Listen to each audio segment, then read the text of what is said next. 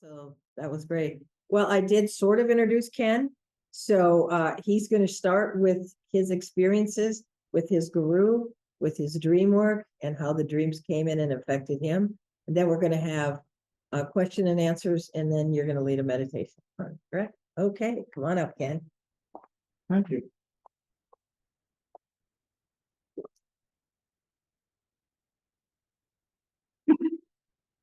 The word guru is going to be thrown around a lot in this talk. So it's important to understand, just for the beginning, what guru is and what guru is not. Because there's a lot of confusion. There's only one guru.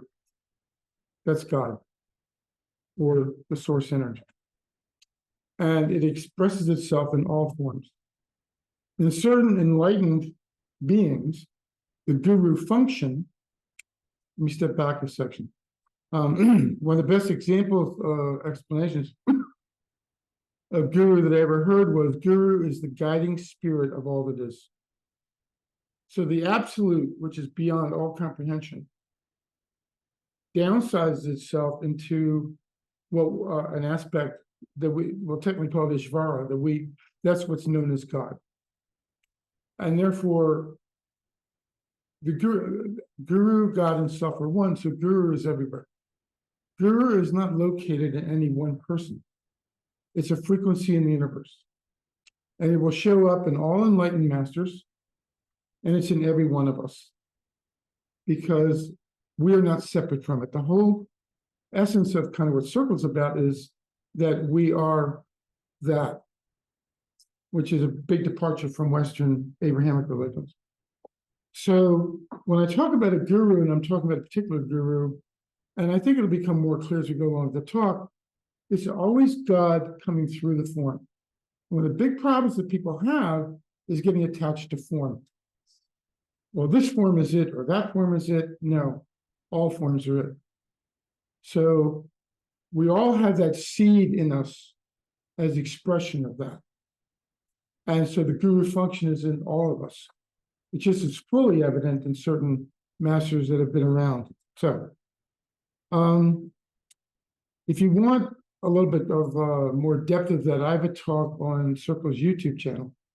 It's called "It's Only a Lens," and I go into this in quite detail. If you want to if you feel like hearing a talk on kind of the technology of all this. So, I grew up in an atheistic, non-observant Jewish family. And I have to say, this is absolutely true. That for the first 20 years of my life, I never had one single thought about God. I never thought, who is God? What is God? I swear to God, a lot of it had to do with survival. Well, I'm different now. I never had one single thought about God until I got to college and did LSD. Then I started thinking about God a lot. But I've already been through those experiences a little bit. That was an awakening.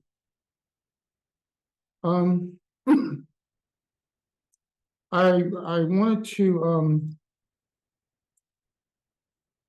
I felt that I really wanted a teacher, and Yogananda, who wrote the autobiography of a yogi, which is online for free at crystalclarity.com, was at the time that I was growing up, at that time in my 20s, was one of the most influential books around for a whole generation.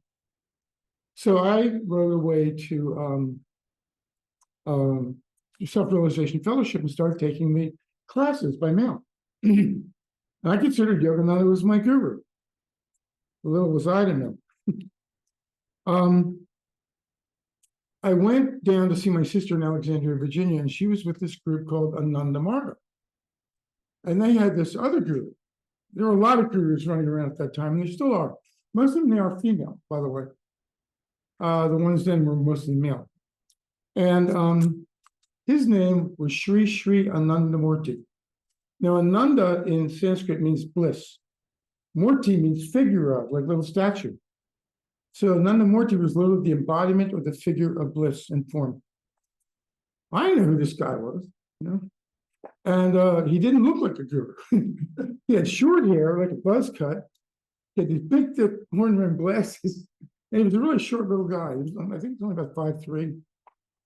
And the only thing I felt at the time I was there was, you know, this is close. His teachings are very close to Yogananda's, and a teacher would come down to Philadelphia to initiate people, and I was like, not me, Yogananda, and I was. And then through a series in 1 hour, synchronicity, I found myself in a room getting initiated. Explosion happened that day, which is a whole other story, which I don't want to get into at the moment. So I was with the group for a year. And something unfortunate happened at the time. Baba was arrested by the Indian government on false charges because he was unlike any other guru that's been around. He was a provocateur. He was very, very, very political, very progressive left political. He was followed by both the FBI and the KGB. So they threw him in jail and they tried to kill him, and they couldn't do it. And he went on a hunger strike for 5 years. So he had been in jail, and I was living in a house in Freeport with some other people, and I came down to Philadelphia because we had to leave the house. I came to, and they had, Nanda Margaret had 2 centers, one in Germantown and one in, the main one was in West Philadelphia. So it was in August of 1972. And I come down to check the place out, and there was a guy, I slept in his bedroom, and he was in India trying to see Baba, but it was, and Baba's a kind of, a lot of gurus are called Baba. He's both beloved father. Just some gurus are called Maharaji, or Great King. It's a kind of a title, you know. And so he was in India. He never got to see him because he was in jail, and it was very hard. So that night I fell asleep, and I had a dream. And in the dream, all of a sudden, I went back in my high school, in the gymnasium, you know, where the auditorium was, and we were right by the stage. And this all has very specific meanings. And Baba's in the dream. I go, wow, this is cool. But he was talking to a group of people, and a motif that would appear in many of my dreams for a long time was that I'm never going to get to see him. Like, he doesn't want to talk to me. Who am I? And all of a sudden, all the people parted, and I found myself all of a sudden talking to him. So I'm in a dream thinking, this is really cool. By the way, it's really lucid. And this is really cool. You know, I'm talking to Baba. This is like really cool. I don't realize while we're talking that the energy in the dream is rising. And all of a sudden the dream switches. And we are at Einstein Hospital, where a friend of mine started a meditation group. And I'm sitting before him in the darkness, except we can see. He says to me, I'm going to give you the 3rd lesson of Ananda Marga. Now, there were 6 lessons of Ananda Marga, and I had 2. And I was about to do that, the dream ended. And I awoke with a gasp, because the room and my body was flooded with bliss. I mean, flooded and saturated with bliss. The bliss was so great that it was like fruit hanging from a tree that you could just reach out and pluck it and taste it.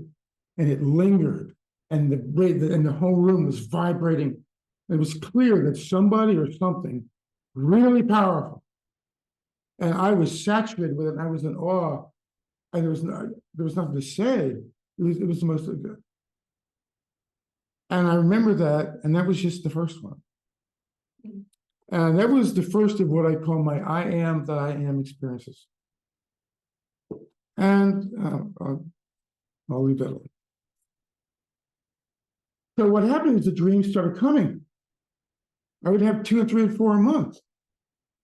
And they would all be not equally, some of them would be peak like that, and others would be semi-peak. One of the ones I remember that was really important, it was really early on. Baba, we knew that Baba drove he was chauffeured in a used Mercedes, and it was black.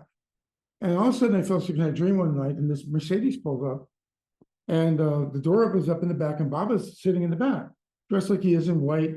You know, he's looking exactly like he did in his pictures. Says, get in. And it's a leather seat. I remember that. I'm thinking this is really cool. I'm gonna write, you know.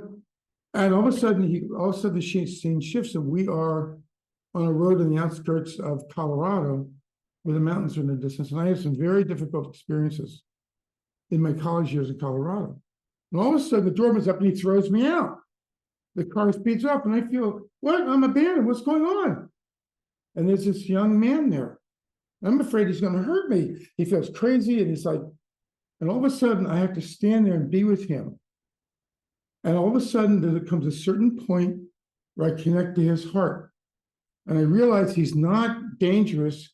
He's very wounded over his relationship with his father. And the minute I made that connection, the car's back, the door opens up, I get back in, and off we go. And this was a prophetic dream. It was going to cover a large arc of my life about my relationship with my father and confronting the pieces of pain and woundedness around my father. And then when I healed and connected with myself enough to love myself enough, then what would seem to be blessings would come. So the dreams continue. And this all started in 1972. In 1974, excuse me, I put my water bottle in. In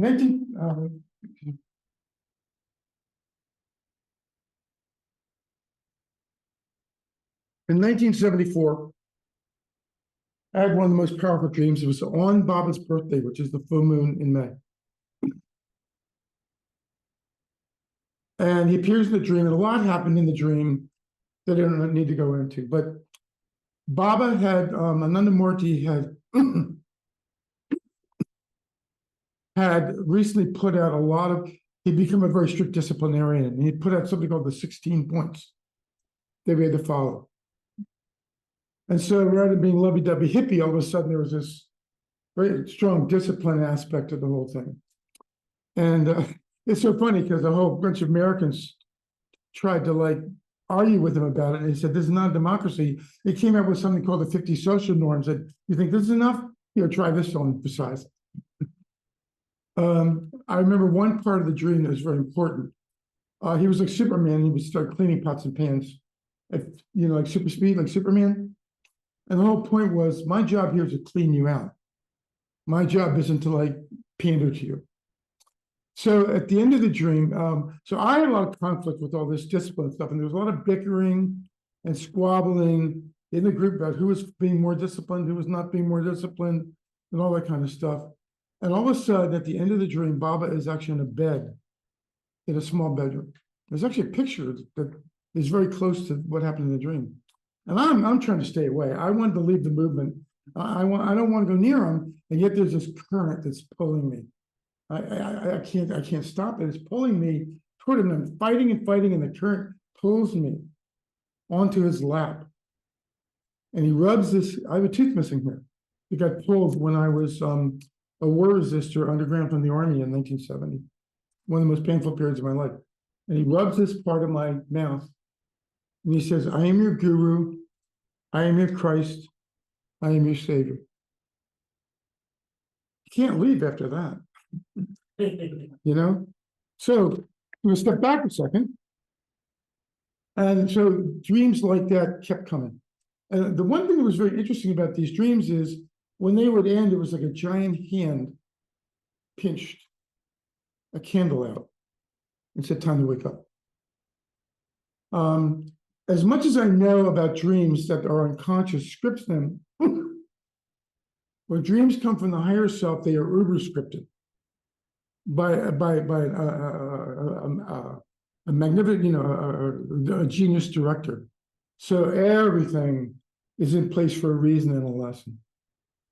So the question becomes at this point, well, why these dreams? Because I know a fair amount of people who've had guru dreams and Jesus dreams and angel dreams and stuff like that. I've met very few people who've had the plethora, because I ended up having probably in my life, probably close at least 50 to 100. Because I was getting about 3 or 4 a year for a long time. So then it becomes an interesting question. Why? And I came to understand a couple things. my higher self, as embodied by the guru, knew that I was not going to be in an emotional place to be available to go to India to see the guru. And this is one of the reasons people go to see gurus, is until recently, because we can now do a lot of it, it was the only place you can get divine transmission, called darshan or diksha. And when you're in the presence of a being like this, there's a radiation of energy that you feel. And depending on your karma, and what happens is you can get hit really intensely, but really powerful. And, you know, so people go to these people because it validates for them that this is real. It's not just an intellectual exercise. It's why I think Jesus could walk up to people and say, follow me, and they would. Because the radiation that was enveloping from him was so powerful, it would just blow them out. If I came and said, follow me, he'd say, what are you talking about? Who are you? Jesus comes up and says, follow me. Sure, where do you want me to go? So I felt that was one point that was very important, that I couldn't go to the guru, so the guru was going to come to me. And it was going to anchor in the energy of transmission over and over and over and over and over again until it became so powerful that it was undeniable. The second point was that I was about to go through a great trial. And Baba predicted it in a dream. He came as a divine mother, the nurturing aspect of God.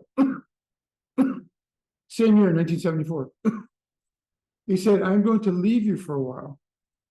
And it's going to be very difficult for you, and you're going to suffer a great deal. But I am doing this to deepen your spirit and increase your yearning for me. And when I return, you will have the vision of God that you see. And 2 years later, I started breaking down really badly, had a horrible psychotic break, tried to kill myself, was on welfare for 7 years, was hospitalized 5 times. And I got way out in a really bad way. There was a dream that as I started to recover, that Baba came to me in a dream at my mother's house, which is interesting. And there was, he drew this incredible, you know, you see those equations of Einstein on blackboards? He drew an equation like that. He said, liberation is still a possibility. But the point was, you've got a really complicated road to go to get back to your center, because a lot of damage had been done.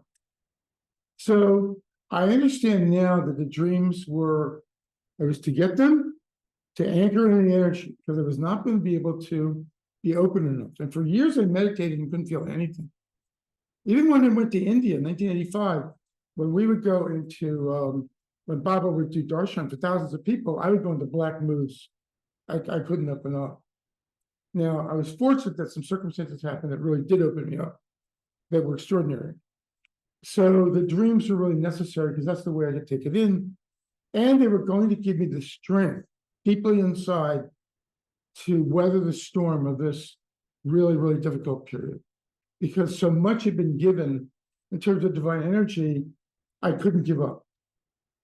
I just couldn't give up. I had to fight my way through it because it had been too profound. I couldn't deny what had happened.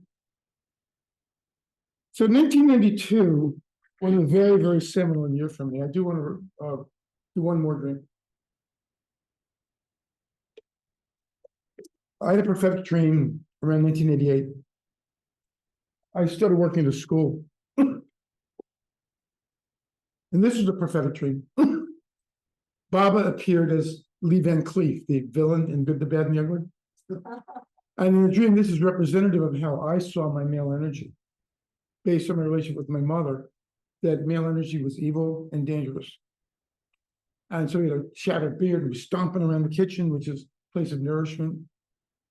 And then all of a sudden he comes up to me, he takes his hand, and he starts doing this on the right side of my head. Now, the right side of the brain is creative, and the open and receptive part of self, the left brain is organizational. And he starts, all this energy is happening. Something's going on. He is healing the right side of my brain. It gets very powerful. And then he goes over to the wall. He draws an R in blazing white light on the wall. Now, R to me stands for you are, and this is real. And a friend of mine who was very shut down falls over into trance when he did that, saying that the impact and the power of this is going to really blow you out. 2 months later, teaching kindergarten, I began one of the most creative things that you can do as a teacher, that almost any teacher could ever do. We were doing projects with kindergartners through an experimental program in the afternoon where we'd have a creativity class for 2 hours. That when I went to the bourse and saw projects from fifth graders, we were doing things comparable. So the dream was saying, I'm unleashing your creative abilities. So 1982 was a very seminal year for me, and that this was the demarcation point between only the dreams and then moving into the waking state. The first thing that happened is another guru started showing up in my dreams. This is Neem Karoli Baba, who was Ram Dass's guru. And the reason I now know, and this goes back to the idea that the real guru is God and not the form, Baba had died in 1990, and I had a lot of unfinished business with his form. Because there had been a lot of pain, a lot of difficulty relating to him because how strict he was and his outer representation. Not the inner guru. The inner guru was always guiding me away from sometimes what the outer guru wanted. And I had to listen to the inner guru. So the outer form is a representation, but the true guru is in here. And so what happened is Neem Karoli Baba starts showing up, and there's this incredible energy. And finally, this one dream, at the end of the dream, he looks at me and he says, whatever you have, whatever you need, you bring it to me. And I woke up and my third chakra was on fire. And I said, I put my hand on, I said, I got to write a book about this stuff, which I am going to do, God willing. So that was important. God had said, I understand, my higher self said, I understand you're having trouble related to this form. I'll just switch forms. It's no big deal. It's the same guru, same energy, a softer form, a form I could take in, as opposed to the harder form my guru projected. Same guru. There's only one. The second piece is that a female guru came to town. And she's not well known. Her name was Chittama. And she was giving darshan individually to people. So I go trotting over on my birthday to see her. And what she would do, she would put her hands out like this, and you'd put your hands on top of hers, and she would vibe out for about 10 minutes. But the energy is really, so I go and I sit with her, and I do, and for 10 minutes, and it gets, my hands got really hot. And there's all this energy happening. And she realizes this guy is really stuck. He's really constricted. She then she does something she wouldn't normally do. She put her hands on my head for 4 minutes. And then she put my head in her lap. And at that moment, I had a profound experience. In Ananda Marga, the greatest desire of any of the disciples was to have personal contact. And more than personal contact, you'd have to have a one-on-one or be in a small group. You wanted the guru to look at you and to bless you with the flooding of divine energy. And at that moment with Chittama, I felt that surge of energy moving, and I knew that I was getting personal contact. It was just a different form. But it was extraordinarily powerful. And I was out for 8 weeks. I was out for 8 weeks, and she had broken up all this calcified material, and I started to be able, I could feel my intuition being able to reach into areas that had been blocked for decades. She broke it open. So the universal guru operating through her broke it open. It was a huge blessing in my life on my birthday. And it was then that the dreams started to recede. So they had done their job. The tide had come in. I had been lifted by them. They were no longer needed. They receded. I'd get one every once in a while. The other big thing that happened is that in 1995, Gary Schoenberg started channeling the guru. And for 6 years, we once a month. And one of the things that the guru, Gary had the ability to do because of how he was wired, was that he could transmit huge amounts of energy. And at the end of every session, the guru, Baba, would fill up the room with love. You could start to feel it, and then you would be bathing in it. I used to say it was like taking a hot tub bath with God, and you'd be bathing in it, and you were suspended in it for about 10 minutes, and it was incredible. And that was an incredibly healing experience for me as well. That again, the guru found a way to come to me rather than me having to go through a normal. And this illustrates something very, very, very important about the spiritual path. There are no rules. There is no rule that says this is the way it's done. This is how you go to God. You're doing it wrong. None of that. It's what you talked about in your seed, about follow the heart. Whatever you authentically follow your heart, that's where you have to go. Because these things. So anyway, I think we're in with all this. So you can see that, and even Baba said during the channelings, he said, this is new for me too. This is not how I usually come to people. And one of the things that Baba said, the guru said, is that although I initially came to you in this channeling as Ken's guru, in reality, I am that which is the energy beyond all forms, that it expresses itself in all forms. So I am the God energy. We had this amazing experience. The second time he came through, Gary's excited, he doesn't know what's going on, and I'm trying to contextualize it for him because this powerful energy has happened with us. Only me and him, right? And we go back to the chair where Gary was sitting, and there's this energy imprint in the chair.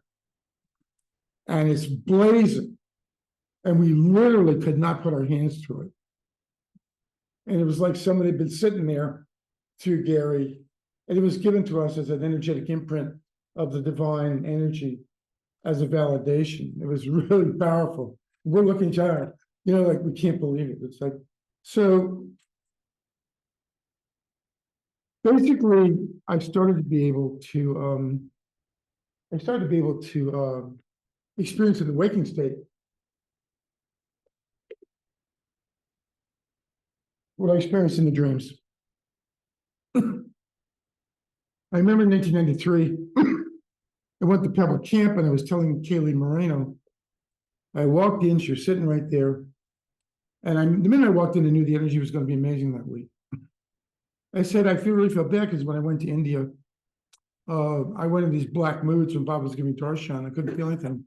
She said, whatever you've experienced stays with you always. And when you're ready, you can be open to that, which you were not open to at the time. And at that moment, bang, I was there. And I could feel it. And I went out. I really went out. And I can do it anytime I want. I can just go back to India and I can feel it. I can feel the radiation of the energy. The last dream I'll talk about, the last major dream I had with Baba, because I was coming to the point of being finished with them, was in 2006. And in the dream, I am in the spectrum, although it's not, which is what the basketball hockey arena was before the Wells Fargo Center.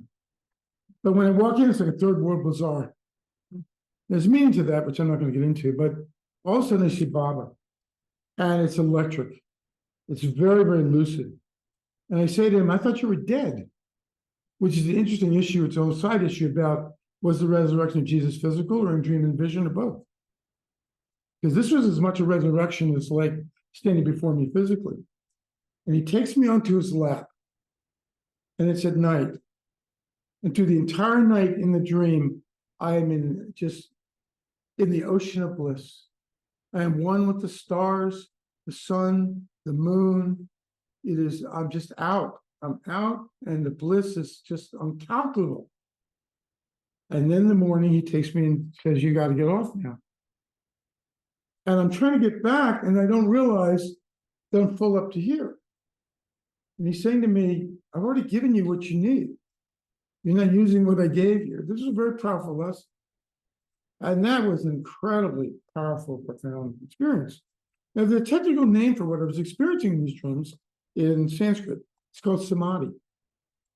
And samadhi is called the superconscious state.